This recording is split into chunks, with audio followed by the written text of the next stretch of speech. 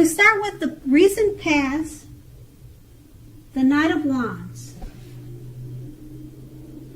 With the Knight of Wands appearing, this is a great card, great time for traveling if you can manage to get away. You should be feeling really charged up and full of energy and ready to get things done. Your self-confidence is more than likely to be very high or either increasing, and this should help you reach your goals. The Knights are often known as message bearers, and they're in the Wands suit.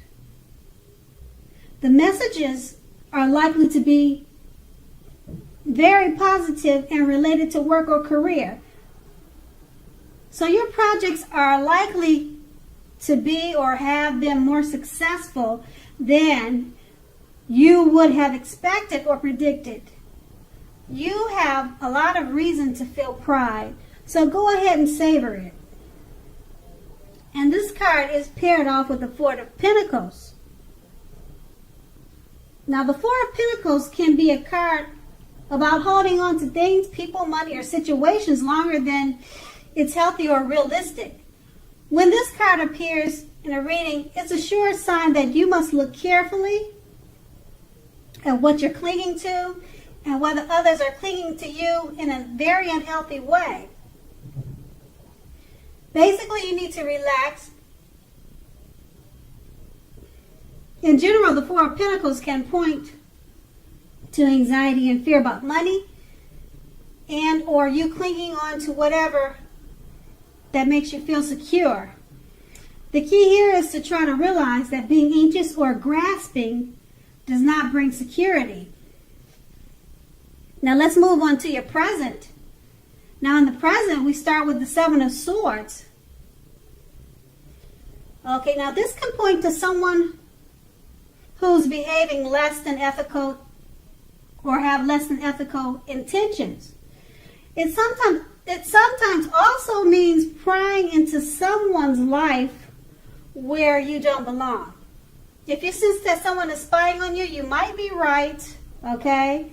If you're tempted to dig through someone else's life, unless it's your minor child or someone who has given you cause for concern, make sure to resist that impulse because everyone deserves privacy. And this card is paired with the Two of Cups. Now, the Two of Cups often refers to romantic partnerships, but that is not its only connotation, okay? It can speak of balance, friendship, joy, sharing. In general, this is basically a card that says that things are likely to be going very well, and you should be feeling more than usually loved, cared for, and content.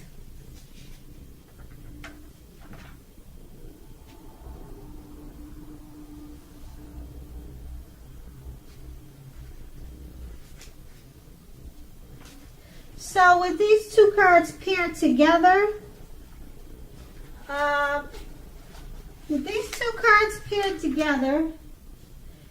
it's basically saying that someone may be spying on you. If you're getting that feeling that someone is spying on you, you're probably right, okay? But it's most likely a love interest or a romantic situation. So it's not like anything dangerous. Maybe someone is attracted to you or is interested in getting to know you on a friendly or love level. Now we move on to the challenge. Okay, the challenge is the Hangman. Okay, generally, the Hangman shows that you are at a crossroads. One with only two options, in or out or up and down, yes or no. You may find yourself very much wanting to do something but have no idea what it is or how to do it. If that happens, that's a clear sign that you should stop, relax, and look at ways that you might need to let go of attempts to control life situations, people, and things. It's possible there is an outdated attitude or wish that you need to let go of. Any sacrifice that you make will open up your life to something even more positive than what you let go of. All in all, this should be a thoughtful, reflective time, particularly if you are willing to look at if or how you might best serve your own interests by willing to change. And we clarify this card by the Ace of Pentacles. Now, the Ace of Pentacles is likely to find you enjoying a new beginning on several levels. And this is a very positive new beginning. You are likely to be feeling optimistic, upbeat, hopeful about your future. Things should be going well in general. You could well be starting something new very soon. This could be in the realm of work, personally, but either way, it's all good things. Okay, so basically, with these two cards, the Hangman showing up is just basically saying that you're at a crossroads, but very soon you'll be finding new positive beginnings on several levels. So that would be your challenge. Now we move on to the outcome. Now the outcome starts with the Four of Swords. Now this card signifies a break or a need for a break from normal life. This can also mean that you or someone in your life may withdraw for a time. This withdrawal is not likely to be permanent. It also occasionally means illness, or maybe you need to take better care of yourself. Okay? It's a clear signifier to give people their space. You are needing some time and space to yourself. Others may be pushing you too hard for bits of attention and time. So don't hesitate to draw boundaries for yourself or just to say no. Conversely, when others say no to you, take them at their word. Pushing in this circumstance is asking for trouble. Okay, we pair this card with the Ten of Cups. Now, the Ten of Cups is another of the most uplifting of cards that can be received.